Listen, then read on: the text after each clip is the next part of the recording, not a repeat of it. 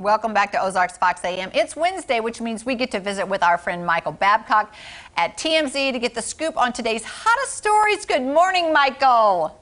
Good morning. Thank you for having me. You're back in the office. Look at the backdrop right there. I'm here. The famous newsroom. There it is. Yes. Does it feel good to be back in the swing of things, getting back to the office? Yeah, it does feel good to get back into a routine. So, yeah, I'm happy. We like the look. This is a great look. We love the hat. I know I feel like a teenager, but thank you. I'll put one on if I can feel like a teenager. I'm trying to make myself younger. There you go. We all do that. Well, it's working, Michael. So, hey, what stories you got for us today? Yeah, well, what do you want to talk about first? You want to talk about Michael Jordan is participating in this big fishing competition, and Michael Jordan, aside from the whole basketball thing, which he was pretty good at, he likes to golf, he likes to fish, and there's this really big fishing competition that he takes part in. He usually does it every year, and last year they didn't really do a good job. They didn't catch any fish. And now fast forward to this year, Michael's team just caught a nearly 500-pound marlin. This thing was incredible, 494.2 pounds.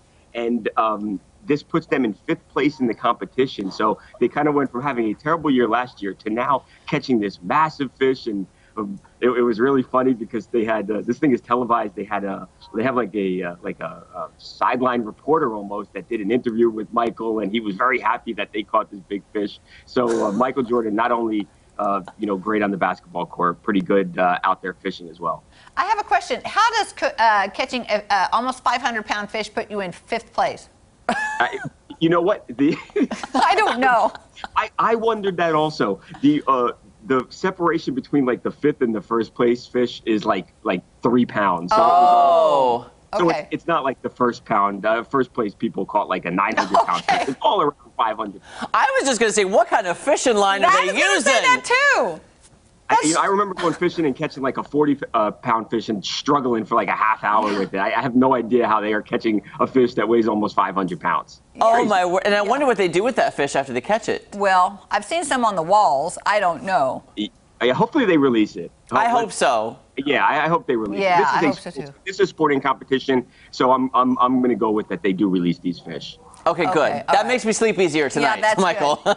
So that's amazing that he's a good fisherman too. That's amazing. Who knew? He's one of those people who is good at everything. Yeah. I'm jealous of him. Hey, Michael, I know you also got something. Hey, all you cool cats and kittens out there. I heard about Joe Exotic in prison. Yeah, that's the story I should have started with. So Joe Exotic. I misread the room. Joe Exotic, he wrote this like really heartfelt, really sad letter to his followers this week, and he said that his soul was dead. He said that he wasn't getting the right medical attention in prison, and he actually said that he believes he will be dead in 2 to 3 months. Now, also part of that letter was something that he wrote about his husband, Dylan Passage, and he said that he was heartbroken by Dylan, the way he's kind of living it up on the outside world while Joe is behind bars. And he said all his followers are sending him all these photographs showing Dylan out there in the real world living it up. And that really hurt Joe, he said. So now Dylan has actually responded, and he said, look, what I put on my social media is a highlight of my life, just like it is with a bunch of other people.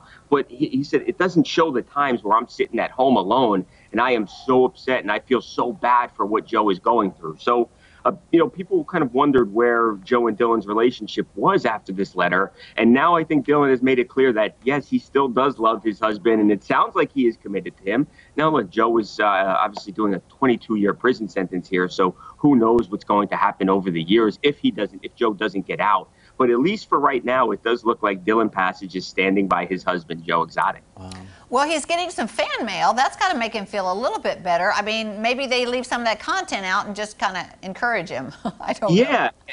I don't know. I don't know if you know what? A part of me thinks that Joe, he always wanted to be famous, and now he got that. He's a legitimate star right now, at least, and he doesn't get to enjoy it. But maybe you're right. Maybe the fan mail that he's getting, maybe that helps pass the time. He probably would just rather not see that his husband is, kind of partying it up on the outside. Right on. Michael, I'm so glad you talked about that, because yesterday, I'm not kidding you, I was in our office preparing for the show, and I saw that TMZ broke the story about his letter and saying I'll be dead within 2 to 3 months. It was so depressing. And I was like, I hope Michael talks about this because he should be living it up right now, and now he's in prison. He was calling on President Trump for an acquittal or you know, I don't know what would happen with that, but it seems out of the realm of possibility, but that's what he was asking for. Yeah, he has a whole legal team. He has a private investigator, and they actually, you remember, they rented that bus and they wrapped it with the Pardon Joe Exotic, and they drove it from Texas all the way to Washington, D.C., and they were really hoping, and this was something that, at least if you talk to them, they said, I'm serious about this.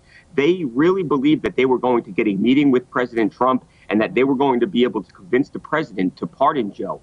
Unfortunately for Joe, that's when everything happened with the tragic George Floyd killing, and obviously everything else kind of got pushed to the side. So I think from Joe's point of view, it wasn't the best timing for him, because when he thought he actually had this chance to get a pardon, it just got forgotten about and swept to the side, and now nobody's talking about that anymore because there are bigger issues. So unfortunate for Joe. He is still very hopeful, though, that the president will pardon him, and if not the president, he's desperate. He's asking for help from anybody. He mentioned Cardi B and Kim Kardashian in the letter as well, asking them for help getting him out of prison. Bless his heart. I know. Yeah. Okay. All right. And by the way, it's so funny you're mentioning UFC. We talked about Conor McGregor on our show yesterday, but you have some UFC news?